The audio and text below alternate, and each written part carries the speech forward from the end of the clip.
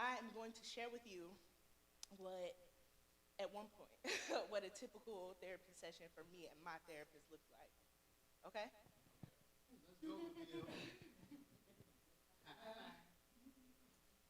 Today is just another day where I get to sit and speak with my therapist. I've recently transitioned from seeing her once every week to now once every two. So for 2 weeks straight, I have to bury every emotion, anxious thought, and emotional outburst that may or may not have already occurred until I get to see her. For 1 hour, we speak virtually, while I dump out everything she's missed. She says, where do you want to start today? And I say, where should I? I can't even decide, but for time's sake, I'll try to compact my massive emotions and thoughts into these 60 short minutes. For one, I'm sick of working like a slave for companies that don't give a shit about me, managers who want to manage me, my time. It feels like they want to manage my dreams to keep them small enough to keep me clocking in. I can't speak for them, but when I envision my future is brighter than every star in the sky, and speaking of stars, it's hard to keep walking as if I'm anything other than one. Like my light don't shine as bright as the sun that lights up the day sky and the moon that hovers over the night.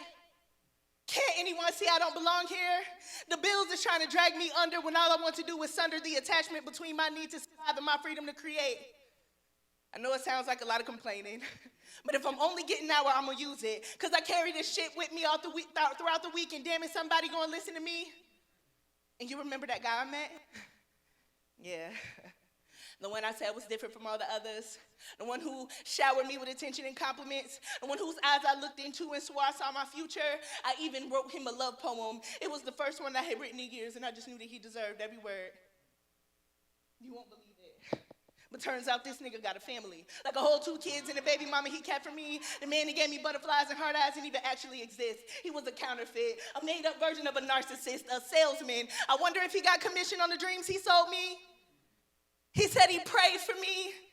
Lord knows I've always wanted a praying man who knew how to cover me with his praying hands.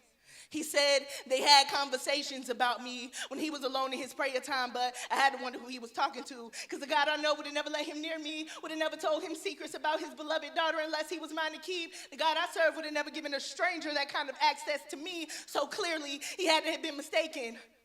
Hard to wrap your mind around a nigga accusing you and not wanting him, and the whole time he's faking, misrepresenting himself to be a man worthy of your time and your energy. And you know what the best part was?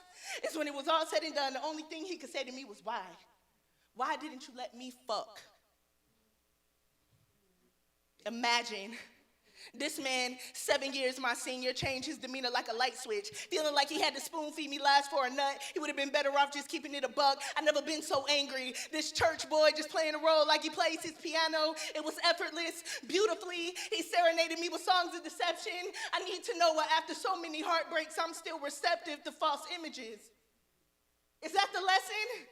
To shut myself off completely? I never get the closure I need. I'll be thinking of all the reasons why for eternity. I'll get no rest, only upset at the silence out here back. I'm so tired of being the lonely one.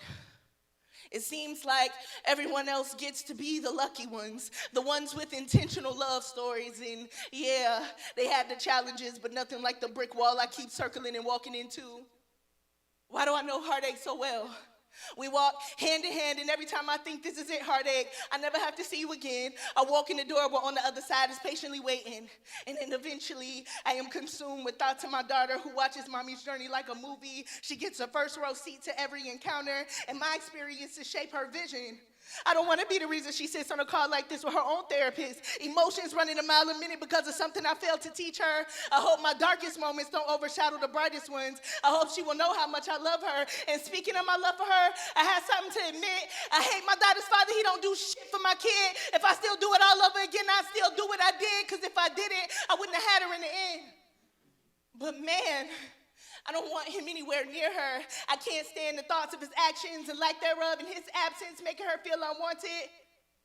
I hope that every day he is haunted by the idea of her growing up beautifully and him having no hand in it. And I hope it gives him nightmares. And I hope it follows him in his grave. And I hope he hates himself every day for never being enough, because she is more than and deserves more than he could ever offer. And also, while we have a little more time, I just want to talk about my journey with poetry. Like, it feels like some of the other creatives I'm coming across will pretend like they don't notice me, like they have fuck with me, like they want me to speak, but they also talk over me, like they want me to grow but not go too far, but to stay stagnant in a box where they're comfortable with, and only give me opportunities for their own personal benefit, but it's not really genuine. Let's go!